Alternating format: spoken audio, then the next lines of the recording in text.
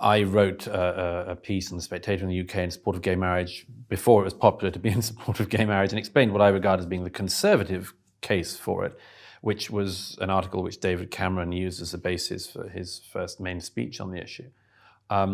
I defend it as a right, but I also am worried by, and have been worried for a long time, by the extraordinary intolerance of elements of the so-called gay community, which I say so-called because there is no such thing. People say, the gay community, who are you talking about? It's like, women think this. Oh, really? 50% of the species all agree on something. Blacks say this. Really? Now, this is, let me put it another way. If somebody said, I don't know, I just love the working class. Who? Yeah. I just love the middle class. Who? I love the upper class. Who are you talking about? And it's the same with this. Why would we be falling for this interpretation of society as depending solely or primarily on interest groups based on gender/sex, sexual orientation, race, and a bit more? Why would we be doing that? Why would we be taking the individualism out of individuals and lumping them in these demonstrably incoherent bodies that don't even exist? They don't even exist. The LGBT community. Take me to your leader.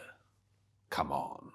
I suppose in public office, the thing that would have struck me about so much of this is that it actually ends up dividing us hopelessly. Yes. So we're forever focusing on our differences, on the things that divide us as citizens, rather than the things that unite us and that we have in common. What if that's the point? Well, what if that's the point?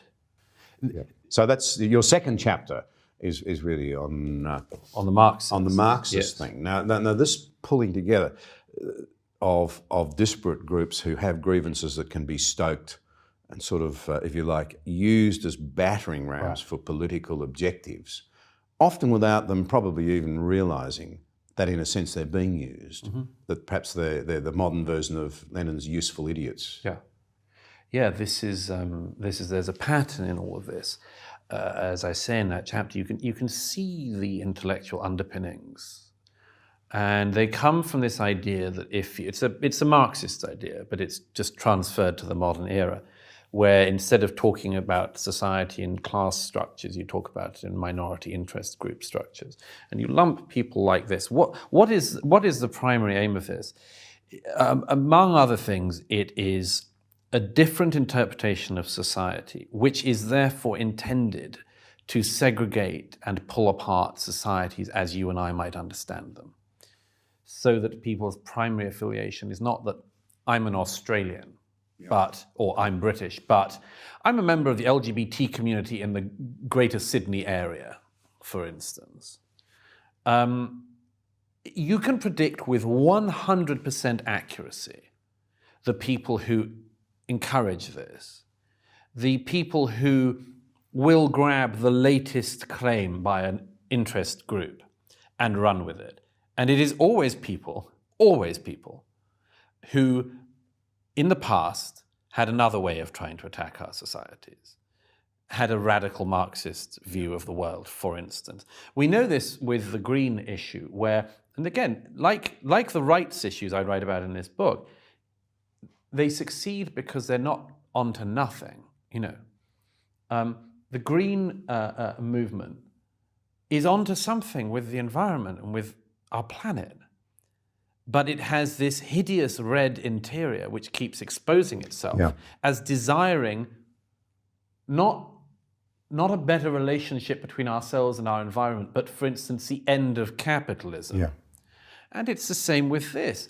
I expose in each of the chapters that the people who make it repeatedly and desperately plain, that they believe, for instance, that being a woman should be merely the first step in a wider mission to bring down capitalism. Now, I don't think most women are on board with that, and most women would be rather surprised to be utilized in this fashion. But that is very clearly and explicitly, and I quote the the various scholars and writers who've been pushing this for years. This is explicitly the aim. And it's why, as I say, you can always predict exactly who is going to latch onto the latest claim. When for instance, the big bearded man with male genitalia wins the women's weightlifting competition, you can predict with 100% accuracy who is going to say, yeah, what's the problem with that? And the people who are going to say, I'm not sure Clive the big weightlifter should be winning the women's category. You can predict it. And the people who say, why have you got a problem with that, bigot, are always the same people who believed in the past that our societies needed to be pulled apart in another fashion. And now they'd like to do it in this fashion.